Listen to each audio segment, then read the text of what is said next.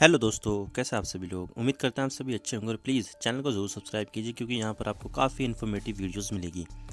क्या आपको पता है कि जापान अभी भी दूसरे विश्व युद्ध में शामिल है? जी हाँ, ये सच है। जापान अभी भी टेक्निकली रूस के साथ वॉर में है और जापान और रूस ने कभी भी कोई भी फॉर्मल पीस ट्रीटी साइन नहीं की है। और इस पीस ट्रीटी को साइन करने के लिए ही जापान और रूस पिछले काफ़ी लंबे समय से बातचीत कर रहे थे। लेकिन इस चीज़ में टर्निंग पॉइंट तब आया जब रूस ने यूक्रेन पर हमला किया था और अब रूस ने फाइनली पीस टॉक से अपने कदम पीछे खींच लिए हैं और पीस ट्रीटी की बातचीत को रोक दिया है। तो डिस्कस करते हैं इस पूरे इशू को कि इन दोनों देशों के बीच क्या मामला है और क्यों ये दोनों देश अभी भी युद्ध में हैं। आज इसके बारे में मैं सारी बातें क्लियर कर दूंगा, लेकिन उससे पहले हम न्यूज़ आर्टिकल्स देख लेते हैं। तो CNN, Japan opposes Russian withdrawal from world war 2 piece treaty talk over sanction, 21 मार्च का आर्टिकल है। और यहाँ पर जापान ने जो रशिया ने विड्रॉल कर लिया है ना बातचीत के लिए, उससे अपोज किया है, यानी कि जापान को ये बात पसंद नहीं आई है। The Hindu, Russia drops piece talk with Japan over Ukraine, यानी यूक्रेन भी यहाँ पर काफ़ी बड़ा इशू है इन दोनों देशों के बीच।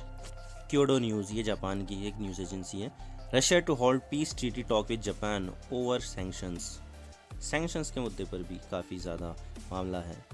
तो आपको तो पता ही होगा कि जापान जर्मनी और इटली के साथ दूसरे विश्व युद्ध में एक्सिस पावर्स के साथ लड़ रहा था और एक्सिस पावर ने एलाइड पावर्स को काफ़ी ज़्यादा नुकसान पहुंचाया था। लेकिन धीरे धीरे एक्सिस पावर की आर्मी लगातार युद्ध लड़ने से कमज़ोर होती गई और यहाँ पर एक्सिस पावर ने युद्ध को ख़त्म करने की घोषणा कर दी और हिरोशिमा और नागासाकी में परमाणु बम का दंश झेलने के बाद जापान ने भी 2 सितंबर को सरेंडर कर दिया। लेकिन 8 दशक बाद भी जापान और रूस ने अभी तक कोई पीस ट्रीटी साइन नहीं की है और ये दोनों टेक्निकली अभी भी वॉर में है और इसके लिए दोनों देशों के बीच पीस ट्रीटी के लिए बातचीत चल रही थी। और अब इसमें टर्निंग पॉइंट तब आया जब रूस ने यूक्रेन पर हमला कर दिया और फिर जापान ने अमेरिका के साथ जुड़ते हुए रूस पर सैंक्शंस लगाना शुरू कर दिए। फिर ये चीज़ देखते हुए यहाँ पर रूस ये कहते हुए पीस टॉक से बाहर निकल गया कि जापान यहाँ पर एंटी रशिया चीज़ें कर रहा है और इसके लिए रूस ने जापान के साथ जितने भी जॉइंट इकोनॉमिक प्रोग्राम चल रहे हैं उन सब को बंद कर दिया गया है और जापान ने भी रूस को मोस्ट फेवर्ड नेशन का जो ट्रेड स्टेटस दे रखा था उसको वापस भी ले लिया है। लेकिन सवाल यह आता है कि दूसरे विश्व युद्ध से रूस और जापान ने अभी तक कोई भी पीस ट्रीटी साइन क्यों नहीं की। तो वैसे अगर देखा जाए तो जापान और रूस के बीच काफ़ी कॉम्प्लिकेटेड रिलेशन है और 1905 में रूस और जापान के बीच एक वॉर भी हो चुका है जिसमें जापान को जीत मिली थी। लेकिन इसमें एक टर्निंग पॉइंट तब आया जब जापान ने सरेंडर किया था।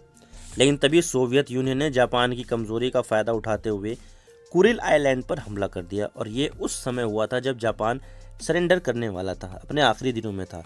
तब जापान कमज़ोर था। फिर सोवियत यूनियन ने जापान के नॉर्थ में मौजूद कुरिल आइलैंड्स पर कब्जा कर लिया और 17,000 जापानियों को बाहर निकाल दिया कि निकल जाओ आप। मैं आपको वो मैप के ज़रिए दिखा देता हूँ कि रशिया ने वो क्यों किया और ये इतना इम्पोर्टेंट क्यों है रशिया के लिए। तो ये है हमारा प्यारा भारत और आप देख सकते हैं कि भारत के ईस्टर्न साइड में आपको मिलेगा चाइना और चाइना के भी ईस्टर्न साइड में आपको मिलेगा जापान। ये काफ़ी इम्पोर्टेंट है क्योंकि आपको इसके नॉर्थ साइड में एक आइलैंड दिखेगा और ये है जापान का होक्काइडो आइलैंड और उसी के ही नॉर्थ साइड में आपको मिलेंगे कुरिल आइलैंड जिस पर दोनों देशों का डिस्प्यूट चल रहा है।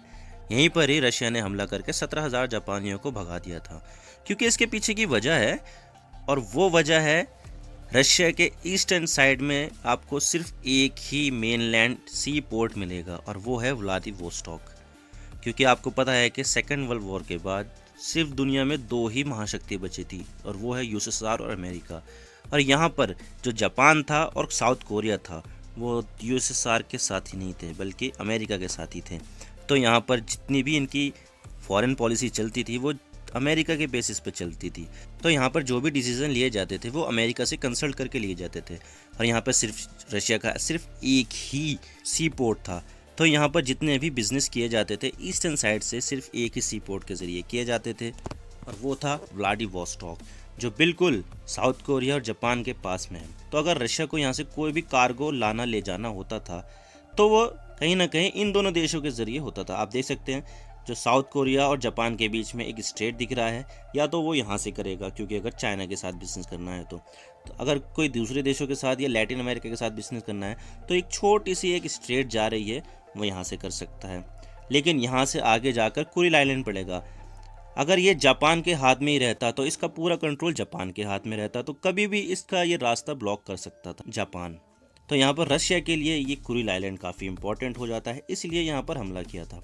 क्योंकि अगर देखा जाए तो इसके रशिया के, अगर मैं ब्लैक सी के बारे में बात करूँ तो यहाँ पर ब्लैक सी को पूरी दुनिया से जो जोड़ता है वो बॉस्फोरस और मार्मरा स्ट्रेट है, और ये आते हैं तुर्की में पूरी तरह से। और टर्की है एक नेटो का मेंबर, तो यहाँ पर इसकी भी फॉरेन पॉलिसी और जो सिक्योरिटी पॉलिसी है वो नेटो के अकॉर्डिंग और अमेरिका के अकॉर्डिंग चलती है, तो यहाँ पर इसका भी एक्सेस बंद हो सकता था। और यहाँ पर अगर आप नॉर्थ के साइड में जाओगे तो आता है बाल्टिक सी। बाल्टिक सी भी काफ़ी इंपॉर्टेंट है क्योंकि इसी में ही आपका रशिया का second largest city Saint Petersburg मिलेगा। तो यहाँ से अगर कोई सा भी शिप आपको जाएगा तो बाल्टिक सी से होते हुए जर्मनी और डेनमार्क के रास्ते, डेनमार्क और जर्मनी दोनों ही नेटो मेंबर है, तो यहाँ पर इसका एक्सेस भी यहाँ से ब्लॉक हो सकता था। और उसके ऊपर नॉर्वे है, और नॉर्वे भी एक नेटो का मेंबर है, तो यहाँ पर पूरी तरह से रशिया का जो भी एक्सटर्नल ट्रेडिंग है, एक्सटर्नल बिजनेस है, वो नहीं हो सकता था। कार्गो वगैरह यहाँ से नहीं जा सकती थी इतनी इजीली, तो रशिया के पास कोई भी ऑप्शंस नहीं था। तो उस समय रशिया ने यहाँ पर कुरिल आइलैंड पर हमला करके एक अपने लिए रास्ता बना लिया जिससे वो बाहर के देशों से कनेक्ट हो सके। तो वापस चलिए वीडियो पर, तो वापस आते हैं अपनी वीडियो पर। लेकिन क्या इससे पहले भी रूस और जापान के बीच कुरिल आइलैंड के डिस्प्यूट के लेकर बातचीत चल रही है? जी हाँ, बिल्कुल। 2012 से लेकर 2020 तक कुरिल आइलैंड डिस्प्यूट के लेकर 25 बार बातचीत हो चुकी है इन दोनों देशों के बीच। और 2018 में तो पुतिन और तब के जापान के प्रधानमंत्री शिंजो आबे के बीच कुछ बातों पर सहमति भी बनी थी, जिसमें दोनों पक्ष इस बात पर सहमत हुए कि जो भी कुरिल आइलैंड को लेकर बातचीत होगी वो 1956 डिक्लेरेशन के बेस पर होगी, जिसमें ये बात थी कि रूस ने जो 4 आइलैंड पर कब्जा कर रखा है उसमें से 2 आइलैंड को जापान को दिया जाएगा, लेकिन जापान को भी बाकी बचे हुए 2 आइलैंड पर रूस की सोवरेनिटी माननी होगी। लेकिन तब जापान ने ऐसा किया ही नहीं, क्योंकि वो पूरे ही कुरिल आइलैंड पर ही अपना दावा पेश करता है, तो वो बाकी के 2 बचे हुए आइलैंड को भी क्यों छोड़े। फिर इसके बाद 2020 में रूस ने भी किसी भी टेरिटरी को हैंड ओवर करना इलीगल कर दिया, ये कॉन्स्टिट्यूशन में ही लिख दिया उसने अपने। लेकिन कोरोना के समय एक बार फिर इन दोनों देशों के बीच पीस ट्रीटी को लेकर बातचीत चल रही थी। लेकिन जैसे ही रूस ने यूक्रेन पर हमला किया तो पश्चिमी देशों ने रूस पर बैन लगाना शुरू कर दिया, सैंक्शंस लगाने शुरू कर दिए। अब पश्चिमी देशों का ही अनुसरण करते हुए जापान ने भी रूस पर सैंक्शंस लगाना शुरू कर दिए, जिससे अब रूस भड़क गया और उसने जापान और अपने बीच हो रही पीस टॉक को बंद कर दिया। तो यह है पूरा वीडियो। उम्मीद करता हूँ आपको वीडियो पसंद आया होगा। वीडियो को लाइक कीजिए, शेयर कीजिए, चैनल पर नए हो तो चैनल को जरूर सब्सक्राइब कीजिए, बेल आइकन दबा दीजिए। मैं मिलता हूँ आपसे नेक्स्ट वीडियो में। Thank you for watching. I really appreciate your precious time. God bless you all. Now signing off.